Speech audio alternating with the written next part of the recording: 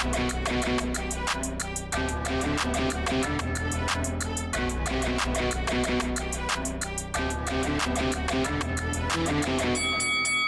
guys, welcome to Boxing Squared for boxing news and views from around the internet.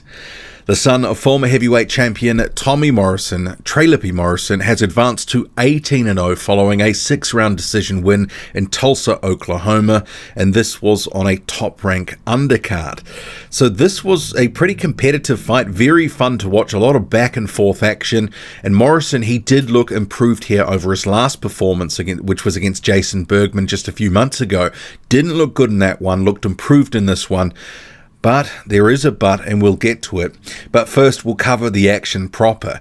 And Morrison, in this one, which was a 6-rounder, as I say, so he took it 60-54 on the judges' scorecards. Perhaps a little bit harsh on Don Haynesworth, who was having success in there. He was catching Trey Lippe Morrison throughout the fight, but overall, I mean, I don't have any issue with the win here at all. It was clearly a Morrison win. He was just outworking and outlanding Don Haynesworth in the majority of the rounds.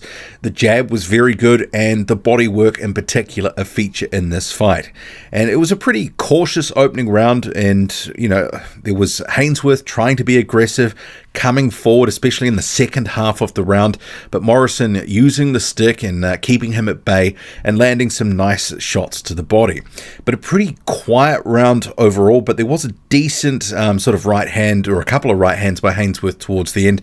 Rounds 2 and rounds 3, it was sort of a continuation. You had Haynesworth getting close but not landing nearly as much as Tommy Morrison, should I say Trey Lippe Morrison, but it was a case that this was far more competitive than it should be. And when you look at Don Haynesworth and who he's been in with, I was thinking when I was watching this, he needs to be more dominant. If he's going anywhere in the heavyweight division, he should be bossing this fight. And while he was, for certain stretches, he was never in complete command and dominating. He had a guy in front of him who's quit before in fights, who's being stopped in soft fashion in others. And you've basically had him at times going toe-to-toe and having success, and even sometimes getting the best of the action, landing some solid shots. But there was an accidental head clash in round 3 that sort of broke up the action a little bit. Haynesworth sort of a minute of respite. But it was round 4 where Morrison, probably the best round of the fight for him, he caught Haynesworth as Haynesworth was being a bit cute and trying to switch to southpaw. While he was doing that, he was nailed with a right hand, visibly sort of rocked by that, had to back up, cover up as Morrison unloaded, and Morrison again sort of hit him with a body shot a little while later, seemed to have an effect.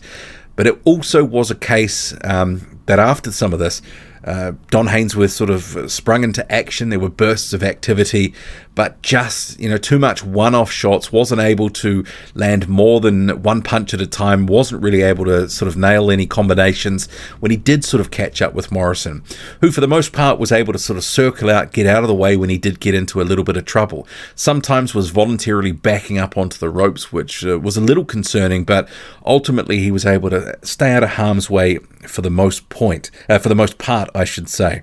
Round 6, final round, wasn't too much action. There was one big right hand, probably Haynesworth's best of the fight, and that seemed to wake Morrison up a little bit, because after about round 4, Haynesworth and Morrison both looked pretty tired, looked a bit gassed, and the sort of pace was a little bit sedate until the final minute and a half of that final round. Haynesworth lands that shot. Trey Lippe Morrison basically wakes up and tries to respond in kind, and he did. So they had a little bit of a tear up for sort of 10 or 20 seconds, and then sort of back to it, and it sort of resumed its normal sort of course of the fight. Ultimately 60-54 on all 3 judges' scorecards, but this was the first time taking the distance, as I mentioned.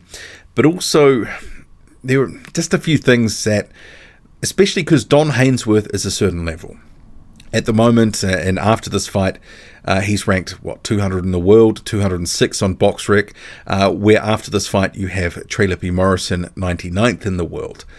And that might seem like a massive difference, but after about 50th in the world, there seems to be quite a bit of a drop-off. And I was looking to sort of see from this fight, especially Haynesworth, where you've had a level against certain guys in the heavyweight division. A couple of years ago, he fought a Zhang Zhilei. Guido Vianello knocked him out in a round. Zhang knocked him out in one round. He retired after 4 rounds against Simon Keane. He was just super gassed in that one. And I said after that Keane fight, don't really want to see Haynesworth again, because out of shape, and he was out of shape for this one, and sort of seemed to give it a go for a few rounds in the Keane fight, and then just decided that it was time to sort of hang it up. It was a very strange ending. Also been stopped by the likes of Bryant Jennings, although that was 4 or 5 years ago. That was a sort of comeback fight for Jennings at the time after a period of inactivity. But it wasn't the sort of dominating performance that you would hope to see from a guy at 17-0 who's looking to make a statement. He was on TV, on an ESPN broadcast, and it was pretty competitive, far more competitive than it should be and needed to be. This guy, Don Haynesworth, although you can clearly see he's got some talent, some ability, but 288 pounds, was grossly out of shape, 38 years old. He's been in a bit of a punching bag for prospects on the way up, and it wasn't quite the same in this fight. Haynesworth fancied it. Against other guys, you've seen, the stuffing being beaten out of him and his will being taken. Didn't really happen in this one. Morrison clearly got some skills, but I just don't know where he's going and how far he can go. Even the commentary was a bit sort of scathing of his unbeaten record, and they sort of described it as an Oklahoma 17-0, basically saying there was nothing there. And then Tim Bradley said he won't be contending for a title anytime soon, or at all. And the other commentator basically sort of said, you've got your top guys, there's a drop-off, and then there's a drop-off and again to Morrison. And it's not wrong. Morrison didn't show me enough in this fight to think that he's going anywhere fast. I was hoping to see improvement and him dominating this fight, because that's what you want to see against these level of guys. He did look improved from his last fight, but not enough for me to have any confidence that he's going anywhere fast. And I said after the last fight, he's a knockout waiting to happen at any real level.